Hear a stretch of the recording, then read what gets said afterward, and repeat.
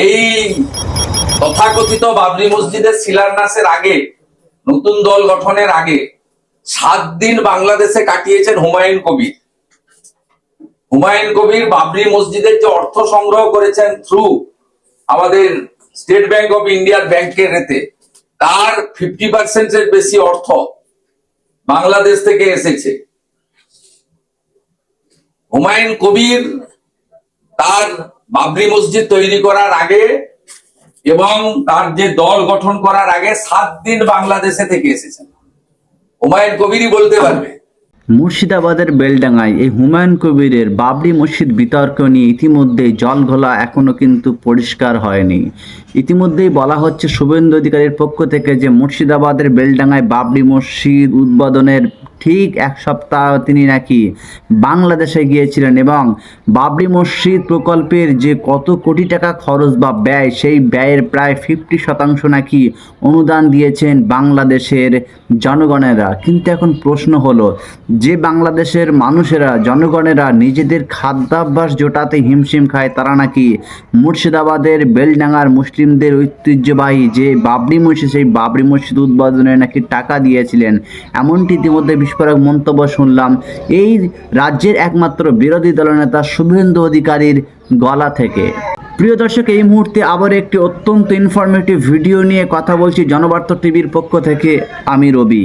বাবরি মসজিদ বিতর্কে অর্জুন সিং বা যোগী আদিত্যনাথ বা এই রাজ্যের বিরোধী দলনেতা শুভেন্দু অধিকারীকে নিশানা করে কি পাল্টা ডোজ দিলেন হুমায়ুন কবির, শোনাবো আপনাদের। মসজিদের 1 কিলোমিটারের বাইরে তাদেরকে 10 ফুট গর্ত করে জ্যান্ত পুঁতে দেবো। কোন অর্জুন সিং এর 14 গোষ্ঠীর ক্ষমতা হবে না এই মসজিদের কেশাগ্রহ স্পর্শ করে।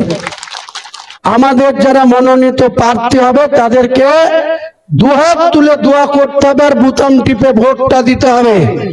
তা না হলে কিন্তু এই যে বাবরি মসজিদ মাটির নিচে 15 ফুট গর্ত করে যে ভিত এবং উপরে আরো 5.5 ফুট হাইট করে NH-12 এর থেকে আরো 2.5 ফুট হাইট করে যে বিল্ডিং হচ্ছে, রেজাল্টের টাইমে যদি 80 থেকে 100টা সিট জনতা উন্নয়ন পার্টির পক্ষে মুসলমানরা না দেয়, তাদের নিজের ভোট নিজের মুসলমানদেরকে যদি না জিতায়, এই শুভেন্দু অধিকারীরা, এই অর্জুন সিংরা এখন যে হুঙ্কার দিচ্ছে, এদের হুঙ্কার 10 গুণ বেড়ে যাবে। তারা সেদিন এই মসজিদকে তারা আবার বুলডোজার নিয়ে ভাঙতে আসবে। আর প্রশাসন যদি তাদের হাতে থাকে, আমি যতই চেষ্টা করি সেদিন কিন্তু এটা রুখা একটু শক্ত কাজ হবে। আর আপনারা 80 থেকে 100টা সিট দেন। ছোটবেলায় পুতুল নাচ দেখেছেন তো? পিছন থেকে সুতো টেনে পুতুলকে নাচাতো। আমি বাংলার মুখ্যমন্ত্রী ওই মমতাই বসুক আর শুভেন্দুই বসুক, একবারে চাবিটা আমার হাতে থাকবে। পুতুল নাচা করে নাচাবো। পুতুল যেভাবে নাচাই সেইভাবে আমি এদেরকে নাচাবো। আর বাবরি মসজিদের ধারে কাছে কেউ আসার নাম করবে না। বাবরি মসজিদ হচ্ছে, ইনশাল্লাহ বাবরি মসজিদ হবে।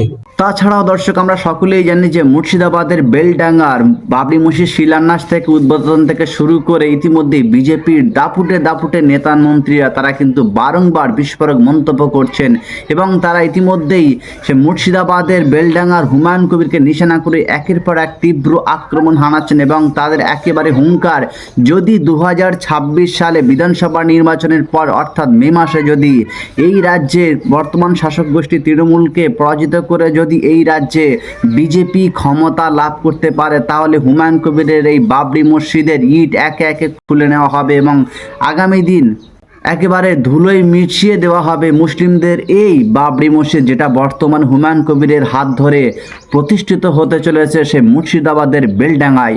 এবং এই বিষয় নিয়ে একেবারে কড়া তোপ পেটেছেন অর্জুন সিং থেকে শুরু করে উত্তরপ্রদেশের সেই মুখ্যমন্ত্রী যোগী আদিত্যনাথও। তিনিও স্পষ্টভাবে জানিয়ে দিয়েছেন যে মোদির আমলে কোনো বাবরের নামে কোনো মুসলিমদের ধর্মীয় পীঠস্থান বা মসজিদ কোনো মতেই গড়তে দেওয়া হবে না, অন্তত এই ভারতবর্ষের মাটিতে দ্বিতীয়বারের জন্য। প্রিয় দর্শক, বাবরি মসজিদ বিতর্ক নিয়ে রাজ্যের বিরোধী দলনেতা অর্থাৎ সেই পাগল শুভেন্দু অধিকারী এখানেই কিন্তু তিনি ক্ষান্ত থাকেননি। তিনি ইতিমধ্যে আরও একটি বিস্ফোরক মন্তব্য করে দিয়েছেন। তিনি স্পষ্টভাবে জানিয়ে দিয়েছেন নাকি বর্তমান এ রাজ্যের শাসক গোষ্ঠী নাকি জিহাদি রোহিঙ্গাদের ভোটে নির্বাচিত হয়ে তিনি সরকারের মসনদে বসে আছেন। আমার একটাই কাজ এবং প্রার্থনা, বিজেপি সরকার হবে, বাবরের নাম মুছে বাবরের নাম মুছে দেবো। একটা লাস্ট প্রশ্ন, কোনো বাবরের নাম কোথাও লেখা থাকবে না, পরিষ্কার কথা। শুধু বাবর নয়, আকবরের নাম, শাহজাহানের নাম, জাহাঙ্গীরের নাম, হুমায়ুনের নামও থাকবে না। এরা মোগল পাঠান, এরা এসেছিল মন্দির ভাঙতে, মা বোনের ইজ্জত দিতে, হিন্দুদেরকে মুসলিম ধর্মে কনভার্ট করতে। এদের নাম নিশান বিজেপি আসার পরে রাখতে দেবে।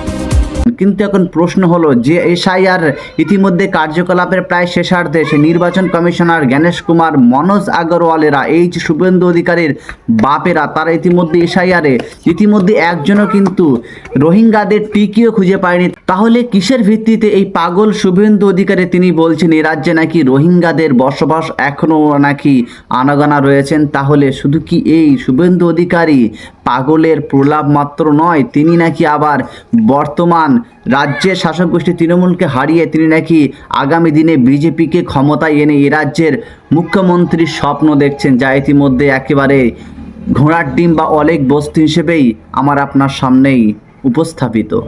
প্রিয় দর্শক, আপাতত জনবার্তা টিভির পক্ষ থেকে আপনাদের কাছে একটা প্রশ্ন রাখা হলো, আগামী 2026 বিধানসভা নির্বাচনে পশ্চিমবাংলায় বিরোধী দল অর্থাৎ বিজেপি কি অন্যান্য রাজ্যের মতো এই পশ্চিমবাংলায় কি ক্ষমতা আসতে পারবে?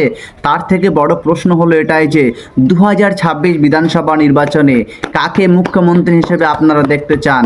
আইএসএফের বিধায়ক নওশাদ সিদ্দিকী, রাজ্যের বিজেপির সেই বিরোধী দলের নেতা শুভেন্দু অধিকারী, নাকি বর্তমান রাজ্যের ক্ষমতায় থাকা বর্তমান শাসক গোষ্ঠীর সুপ্রিমো মমতা ব্যানার্জি? আপাতত আজকের গুরুত্বপূর্ণ ভিডিও থেকে বিদায়।